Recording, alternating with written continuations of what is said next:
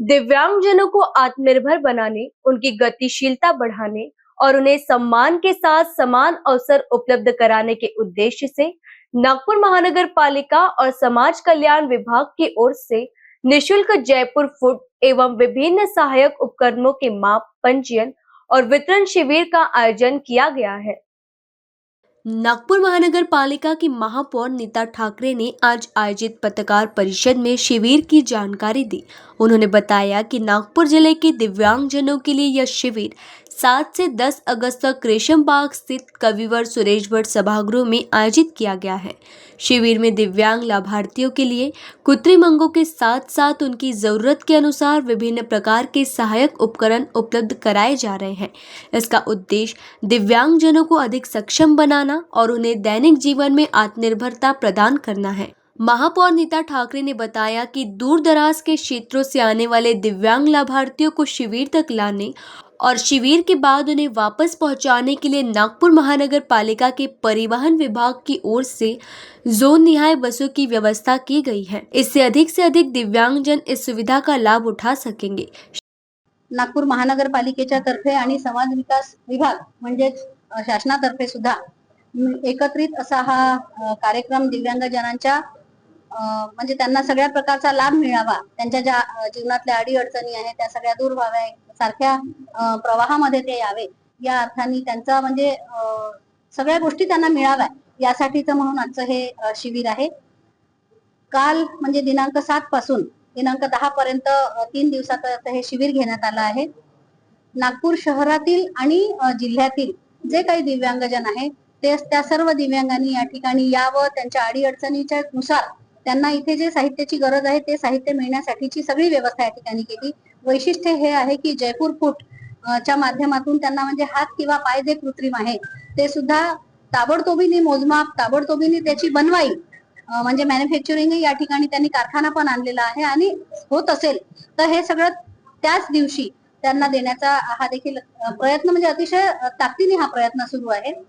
काल पहिला दिवस होता, सुमारे 765 दिव्यांगजन या ठिकाणी आले, पण विशेषतः 1000 लोकांची नोंदणी मात्र झाली आणि 800 लोकांना म्हणजे 800 असासाठी की 765 लोकांची नोंदणी झाली, पण एका व्यक्तीला कधी कधी 2 कधी कधी 3 असे ऍड्स देखील देण्यात आल्यामुळे ही संख्या 800 पर्यंतची गेलेली आहे।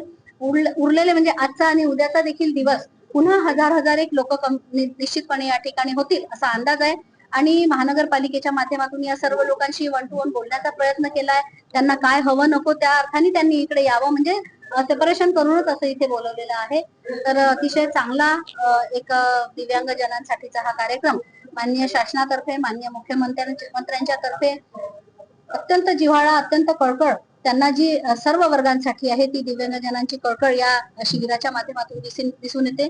3 दिवस शिबिर आहे आणि मात्र या 3 दिवसांमध्ये नोंदणी जर अधिक असली आणि काही लोकांना साहित्य मिळायचं राहिलं असेल तर त्यासाठी आणखी 1-2 दिवस साहित्य मिळण्यासाठीची व्यवस्था मात्र निश्चितपणे करण्यात येणार आहे।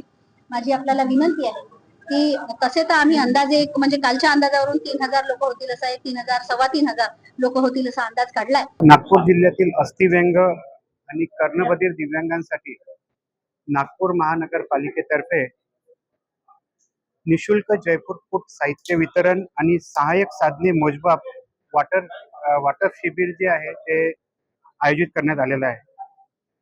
हे कविवर्य सुरेश भट सभागृह रेशीमबाग येथे आयोजित करण्यात आलेलं आहे।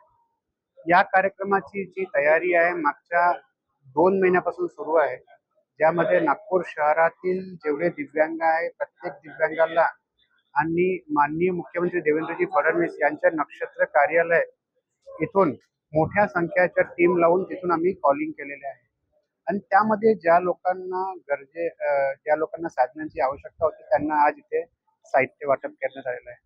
काल जवळपास 1000 लोकांच्या नोंदणी झालेल्या आहे आणि या 3 दिवसामध्ये साधारणतः 3-3.5 लोकांच्या नोंदणी होण्याची आणि त्यांना साहित्य वाटप होण्याची पूर्ण संभावना आहे।